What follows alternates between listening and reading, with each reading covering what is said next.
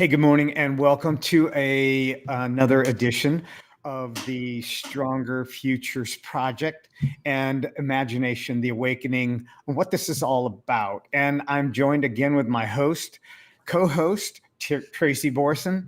And today, what we want to talk about are the lifeblood of what is part of our life, and I don't want that to be just some kind of hyperbole, but it really is the lifeblood of our existence. And that is our relationships and communication, and how those are the pillars. And a lot of times we don't know what we don't know. And we're going to dive into that and kind of explore what that looks like. So, Tracy, tell us a little bit about you today, how you're doing, and what the thoughts come to your mind as you hear that. Well, I'm super excited for this conversation today because later today, I have one of my in-person networking events, which I call Get Social. And it's actually about this. It's about building relationships that are meaningful. And I think a lot of times when we look at our personal relationships, we kind of get that they're supposed to be meaningful. But then also sometimes they are more like biological, right? We have kids and then we have specific expectations of what our relationships are supposed to be with our kids.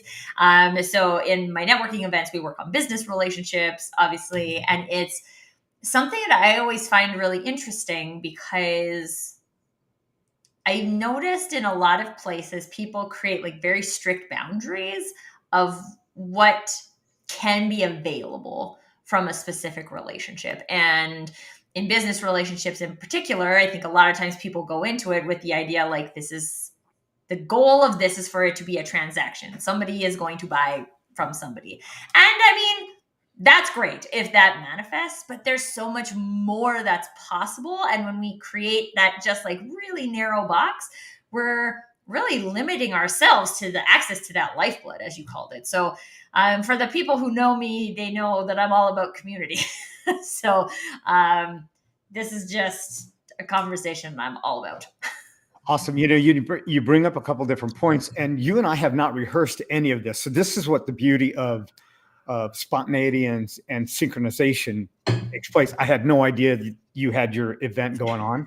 And so I think it's beautifully orchestrated, that it is a divine coincidence. It's where a collision of an incident come together and create something remarkable. And one of the things that you mentioned was that as people come together at these events, and they don't know what to expect, and it is more transactional than it is interpersonal. I think this is what happens a lot of times with ourself and our relationship with ourself. We do this thing called horse trading. If you do this, I will do this, and then it becomes horse trading. And there is it's something that we inadvertently do for ourselves or against ourselves. And we say, if I am good on this, let's just say these 5 days on my diet, I can blow it on Saturday and I can just eat whatever I want. And we make these agreements or these deals with ourselves continually. And, the phrase, and I want to say it's Jim Rohn that said it. And if I'm wrong, you can correct me in the chat. But the quality of our life is based on the quality of our relationships. And one of the things that I want to draw that back to is the relationship that we have with ourselves and the communication that we have with ourselves. And this is one of those things that you don't know what you don't know, because you've been programmed for a long time to have this relationship with yourself that is less than appreciative, more condescending, more condemning. And so how can we actually have a relationship and great quality transformational communication with other people if we don't have it with ourselves? Well, I think that's the classic. You have to put your own oxygen mask on before you Yeah. help someone else. And I think this is a thing that people understand logically, but I also don't think that they notice the self narratives that they have. So unless you have a practice and a skill of identifying self narratives and then also being able to create some kind of safe separation between that and your own identity and realize like that's just thoughts that are auto generating in my head.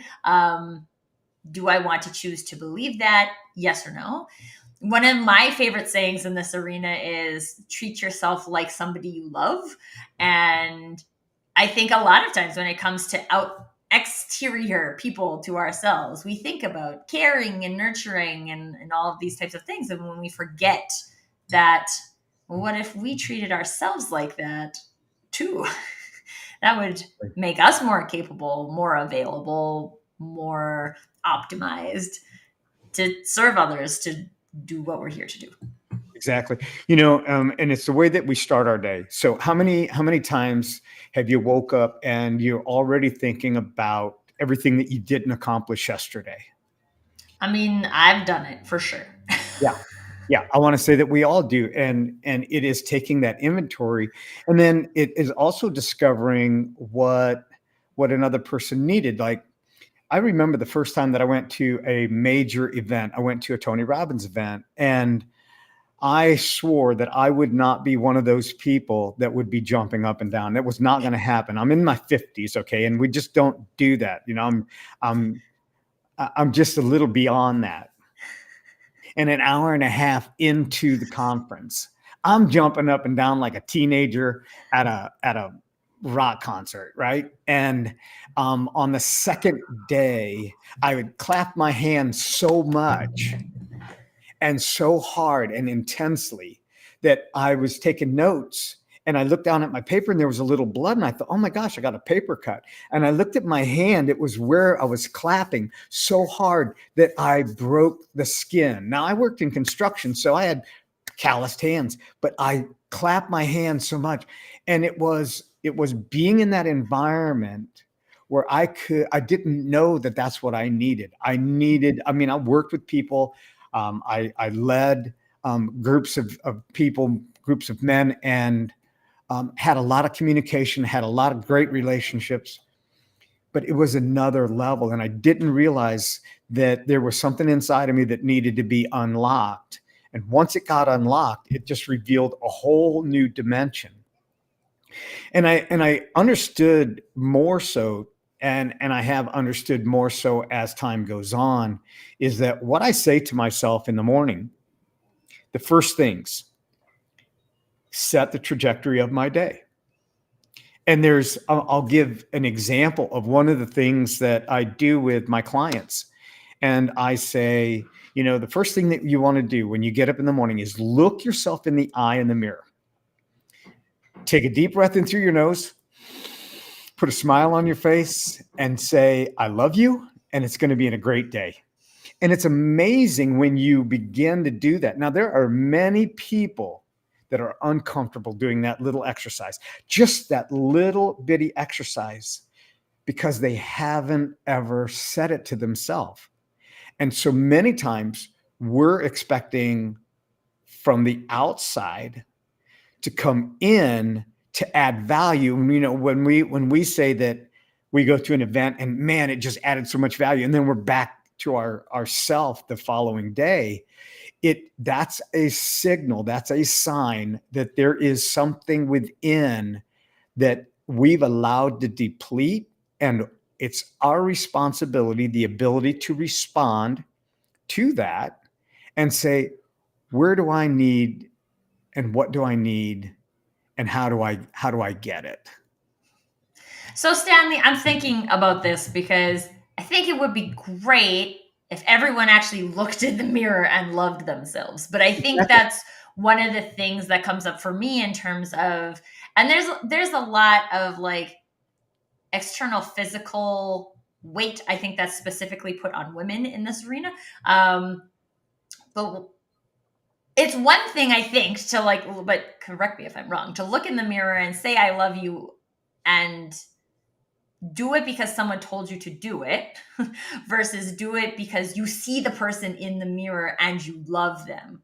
So if there's people listening who are like, I could do that. I could check the box of doing that activity, but I would be lying to myself in the mirror. So then what's the point about that? Do you have any recommendations for that, first steps or other things to try? Okay, so nobody's in the bathroom with you. Okay. I'm gonna speak from my own experience. I haven't. It might be easier for me to do it if there was someone else in the bathroom with me, at least somebody who I thought I was like physically attractive, because Okay. then I would be like, okay, I'm feeling like the vibe of this is true. But there's a lot of, I mean, I don't think it's just me. I think there's a lot of things that people see in the mirror that they're like, I don't love that. Okay. So when it is an extrinsic experience, it is always going to be based on the response of other people. When it is intrinsic, when I am confident in who I am and I love myself for who I am and I can look myself in the mirror, because here's what happens. This is what happens. Now, I don't know if anybody else is like me, but I began to look and I see, I get these gray hairs on my eyebrow. And it's like, they're the wildest, the craziest, and they grow upward, like, right? And I started pulling them out. And I'm just being a little open here. Okay. I started pulling them out because it's like, they're crazy. I don't want crazy eyebrows. And, but this is what we do. We look for the flaws. Right. We look for the weight that shifted. We look at the wrinkles that are forming. And, a lot of women get their hair colored, and now you have no idea what their color of their hair really is, right? But the idea is because we want on the outside to feel something that we're missing on the inside. And understanding I need this start of my day, and it changes to trajectory. Now it's going to feel uncomfortable because we're used to looking for what's wrong, right, rather than what is right. Okay, so when we begin to look at what's right in us, then it's easier to see what's right in others. This is why the quality of our relationships are the quality of our life. But if we don't have a high quality relationship with ourselves, it's going to be very difficult to have a quality relationship that's not a facade, that's not a hyperbole, that's not superficial. Mm-hmm. And what I want to encourage you is get real with yourself. What part of you is lovable, and love it and own it. I had the opportunity to be at an event, and there was a heavy set lady that came up, and what Tony did with her was said, I'm going to have somebody come up and criticize you, and we're going to see what this does. Now, you think this is a little bit hard, but what she really needed was to have that confidence to have rebuttals that were positive. Right. So he made a comment. He said, you're really fat and you're ugly. And he felt bad about doing this, but this was part of the exercise. You're fat and you're ugly, and, look at yourself. And she said, yeah, but inside. So as the process moved on, she said, yeah, but inside there's an incredible woman. And the crowd went crazy, 13,000 people going nuts. And, long story short, she actually ended up losing like 130 pounds over the next year. And she owned it because she had this confidence. And what that weight was doing was preventing her, this is her own words, was preventing her from actually wanting to love herself, because she didn't feel lovable from an earlier time. Right. And so when we don't have a good relationship with ourselves, like I said, it's difficult to have that relationship with others. I can't love other people more than I love myself. Mm-hmm. You cannot give what you do not have. And if you are only giving to get, that's horse trading. Right. So you're giving a compliment to cover over the pain. And I'm going to challenge anybody that's listening right now is that look in the mirror, start your day, even close the door, start your day, look yourself in the eye.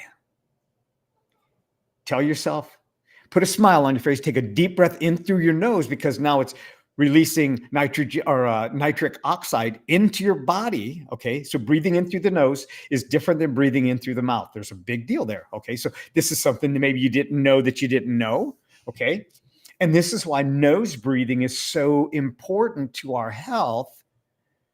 Okay. And it releases hormones, oxytocin, serotonin. It brings in that feel-good hormone.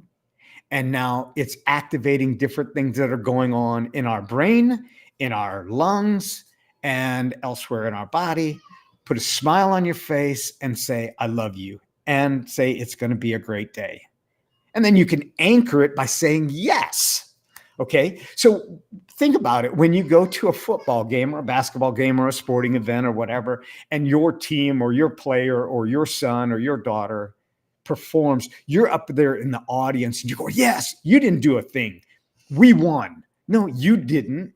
Your team did. You're not on the, I mean, you're a bench warmer. All right. So enjoy that and anchor it. When you anchor it, now your body goes, oh, I like that feeling. Okay. So I look myself in the mirror.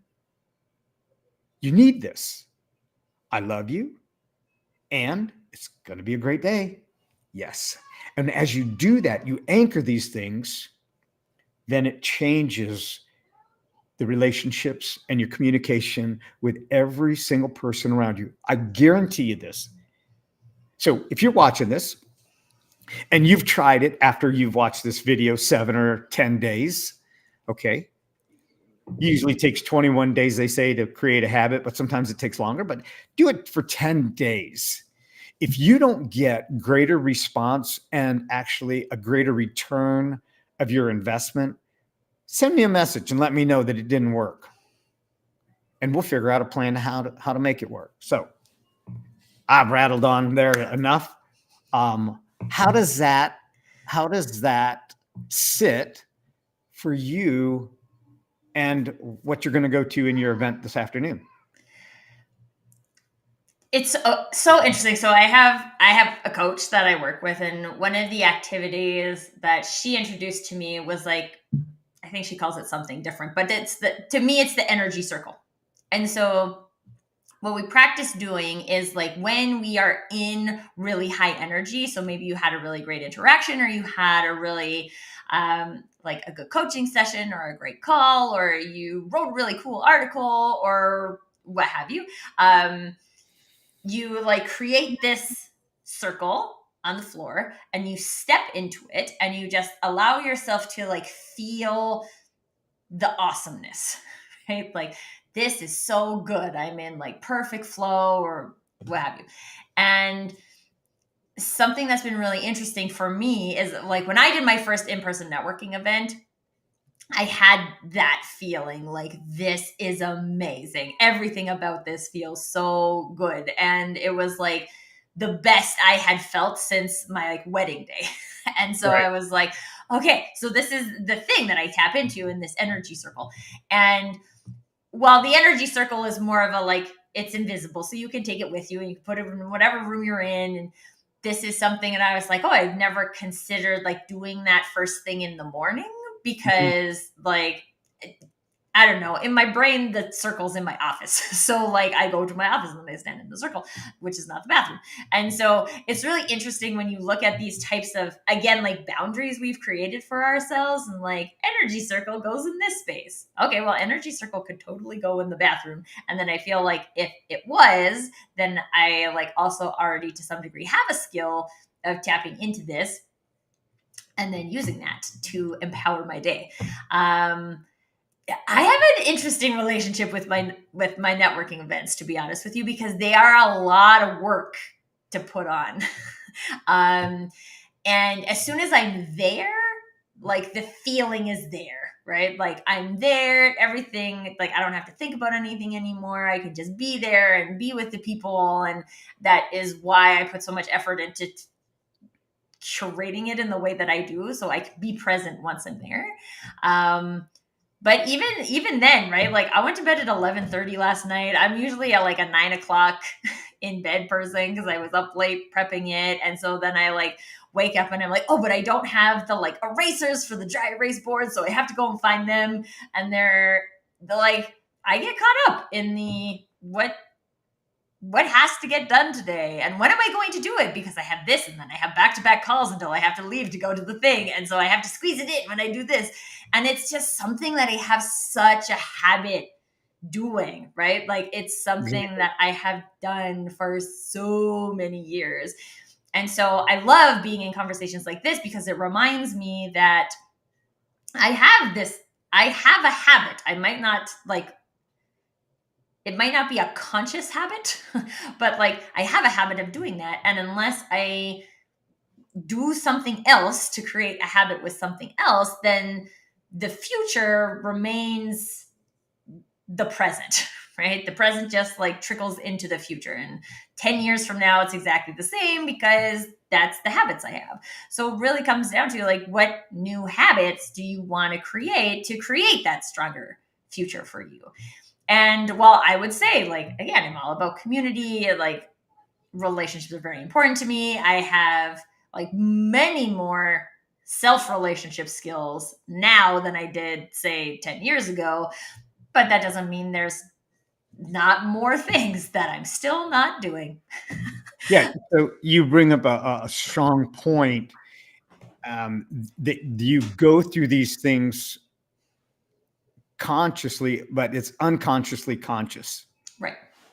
So, how many people wake up in the morning and they take the same amount of steps to the bathroom? They go through the same routine. They go and grab the coffee at the same exact time, and they run and they get in the shower. They get dressed. They don't even know what they look like. They've looked in the mirror 400 or 500 times, and then they walk out the door, and then they think that they forgot the coffee cup that is right next to them. Okay.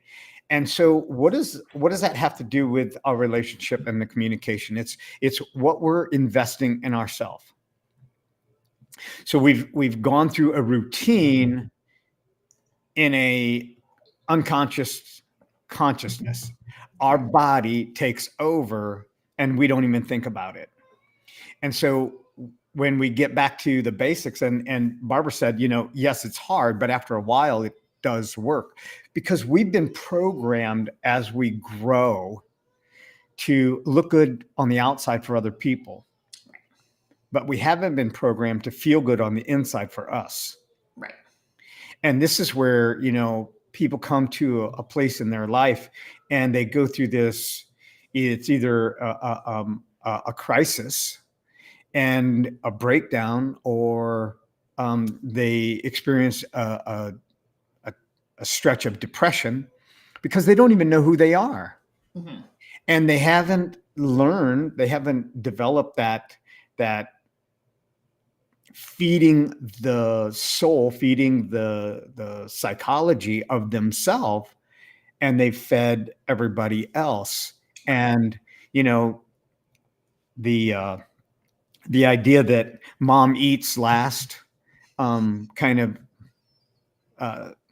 philosophy is, well, if mom, and I say, you don't even have to be a mom, just being that person. If you don't feed yourself at least first once in a while, and you're depending on other people, it will always be empty. Mm-hmm. So this practice, this mirror work, it's uncomfortable because nobody's told us, given us permission to do that. And I know it'd be cool if we were like I kind of want to practice this with Nicholas, right? Because if Nicholas practices this kind of thing from when he's 6 and he doesn't have that yeah, kind of like self-judgment about like this is silly or yeah, whatever, and he can like start building that habit now, like how can that manifest in the adult years? Because instead of kind of having to reprogram, that's just like the yeah, initial programming. yeah. Yeah, and not to look on the outside so much, is does this shirt match these pants? Do I have the right shoes on? Look in the mirror and make sure there's no wrinkles and how the shirt is hanging, whatever. Right. It's and as you age, how the wrinkles wear, and it is appreciating who is inside those eyes. Mm-hmm. And smiling at yourself, it will change the trajectory of your day. And, we don't know that we need something. You can get dehydrated emotionally, and you've been drinking from the fountain of compliments from others, but those compliments are just running through you, and then they exit your body and you're there by yourself. Mm-hmm. And this is why sometimes people get into addictions, because they don't like being with themselves, because they don't even know who they are. So they anesthetize it with other things. And that's another conversation. But, the bedrock of collaboration, number one, with ourselves and then with others. Mm-hmm. And watch how it magnifies that, it builds that. Mm-hmm. So, yeah, I will actually say, like, one of the experiences that I had when I started doing self work is that I found, well, it didn't necessarily like change the people, like the people I had relationships with didn't rotate out or anything like that. Like, my parents are still my parents and like all of these things. I had like more capacity to love them, to receive their love, and to also just like create space for what is, right? I think a lot of times when it comes to families, people think we should be more compatible, but I mean, we weren't really made to be compatible, right? We were just kind of were born into this, and sometimes we're compatible and sometimes we're not compatible. And it's really interesting to be able to like create that new version of connection, because I have my own, I might have shared this before on this show. I've definitely shared it before on a LinkedIn Live, but for a really long time, I judged myself very harshly on my relationship with my sisters. And I should have a better relationship with my sisters. And why can't I have a better relationship with my sisters? And one, like, what does that mean? Right? It's me holding our relationship against someone else's sister relationship, which is probably not perfect either. But it was really interesting when I was like, okay, we're just three very different people. And sometimes it boggles my mind because we were raised seemingly precisely the same, but like we ended up really different. And we don't run in the same circles, and we don't work the same kind of hours, and we don't parent the same. And that is okay. And we can love each other, and we can create closeness without saying like, yeah, we go for wine every Wednesday. Right? Like, right. no, we don't. We see each other. I mean, I see my one sister a little bit more now because of my niece and my son, and they play together. But like, we see each other mostly at family holidays, birthdays, Christmas, right? Like, Yeah. and that's okay. And we have a lovely time together when we're together, and we don't see each other very much, and that's okay. It was really interesting because like I had to create the permission of that for myself first, instead of saying like, there's more I can do to have this perfect relationship with these people. And a relationship is always a two-way street, right? So as much as you show up, someone else has to show up too. Otherwise you're like, always feel like the wasted effort. But like, I will show up. And if they choose to opt out, they choose to opt out. I've done my due diligence. When I think of them, I send them messages, right? Like, this is what I can do. They're doing what they can do. And it's good. It's not that it's a bad relationship, right? Or like a wrong relationship. It's not, does it look the same as any other relationships? No, but that's fine. But that permission came from me. It didn't Right. come from like them calling me and being like, this is how we should structure our relationship. Right. It came from me and being okay with like my experience of that, and realizing that like when they do things together that they don't invite me to, it hurts my feelings, right? And it like might always hurt my feelings, but that's okay. It's okay for me to feel sad about that. And it's like all of this is like, it doesn't make me feel like they don't like me, I'm a bad sister, right? Like, or all of these other historical stories that I would tell myself, because I like myself. I like myself. I'm nice. I'm helpful. I'm supportive in ways you will let me be supportive, right? And that's it. Right? You have to let it in. And if that, I will continue to be me over here. And Yeah, that whole dynamic, that would be a great topic to dive deeper into. And it's, the thing of it is sometimes it is people know us where they met us. They right, don't know us where we are. And some people know us where we are and they don't know where we were.